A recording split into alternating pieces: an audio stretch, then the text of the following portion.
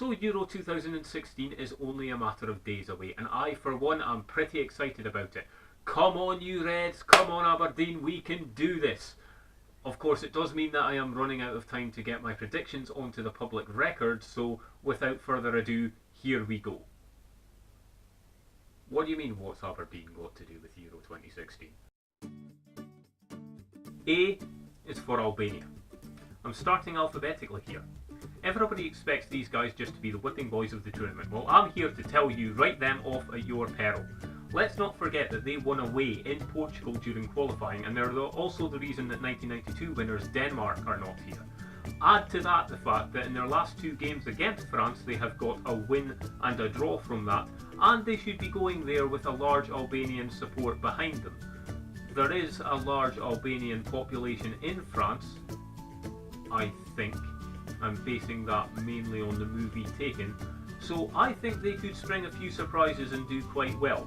Conversely, everybody expects France just to parade into the group stages without any problems. Well, I'm here to tell you that, yeah, they're probably right about that. I mean, we shouldn't write off Romania either. They are a good side, but I think France will win that opening game, which means they should have qualification sewn up by the time they come to face Switzerland. And that's good news for Switzerland, because I can see Albania taking points off them in the opening match, and they might need something from that game with France. And if they need the points more than France do, that might just give them the edge in trying to overturn that result from 2014. I was actually in France when that match happened, and what an atmosphere that was. But I don't want to go opening old wounds by mentioning the score, because I have friends in France and I have friends in Switzerland as well. So let's not go there. No, sorry, I'm here to keep the peace. There is a lot of British interest in Group B. Obviously, England and Wales are both there, so that's a lot of interest to start with, particularly as England play Wales in the second match, so there's going to be a lot riding on that match. But Scotland will also be showing a keen interest because Slovakia are in this group and they have to play England and Slovakia in World Cup qualifying.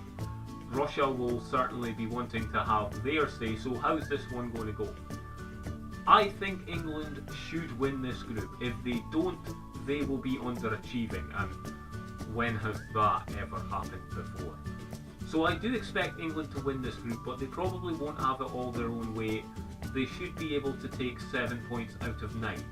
The key match, England versus Wales, I think England will win that one, and that could give them the edge, because this is a group that might produce draws galore. So I think that's going to play very well for England. It's not going to play so well for Wales. They are a good side, but I think they're going to be unlucky on this occasion. I think first place goes to England, second place Slovakia. Russia will probably get third ahead of Wales, but if Wales going into that last match need a result against Russia, they might just get it, and I hope they do. I'd like to see them do well, not least because they have Simon Church and Danny Ward in their squad. Group C, pretty straightforward this. Germany, Poland, Ukraine, Northern Ireland. I'm not saying that Germany will definitely beat Poland. I'm not saying it's going to finish 9-6, 3-0. There could very well be a draw in that Poland versus Germany match, but Ukraine might grab a draw with Poland as well. That will of course give Ukraine the edge over Northern Ireland, so I do expect them to come bottom. Obviously I don't want them to because they've got Niall McGinn, but I think it will be a hard ask for Northern Ireland to repeat their antics of qualifying. Group D. Skip. Straight up, I have no idea how this one is going to play out, and it would be fruitless and ridiculous of me to try and make any sort of prediction. This could go anyway. The four teams could finish in any order. You might even see the current holder Spain finishing bottom. I mean, that would be pretty ridiculous. I mean, that would be like Costa Rica coming top of a World Cup group, and when has that ever happened? Really? 2014, huh? Group E is the group that people are rightly calling the group of death. Belgium, Italy, Republic of Ireland and Sweden. The only thing that you can guarantee about this group is that somebody is going to go home disappointed, because somebody has to finish last, and you wouldn't expect any of them to do so. Personally, I think it will be Republic of Ireland that finish bottom. I don't think Italy will actually win the group. I think that's going to go to Belgium, which puts Sweden in third. But any of the matches could go either way. Group F seems to me to be the one that nobody is particularly interested in. I can't understand why. There are a lot of interesting teams in this group and a lot of interesting players, like pretty sure Cristiano Ronaldo's in this group. Okay, but seriously, this is not a one-man group. Yes, I think Portugal will win and Ronaldo will probably be instrumental in that. But let's not discount Austria. They are one of the few teams that won all their matches in qualifying, so they are a force to be reckoned with. The only reason that I think this might play to their disadvantage is because they have a local derby match to contend with in Hungary, and Hungary are a team that are destined for 4th place. If they take anything off of Austria, which they quite probably could, that will knock Austria into 2nd place. I do expect Iceland to make their mark in this tournament and come at least 3rd. Whether it will be enough for them to actually qualify for the final stages, I don't think they probably will, but good luck to them.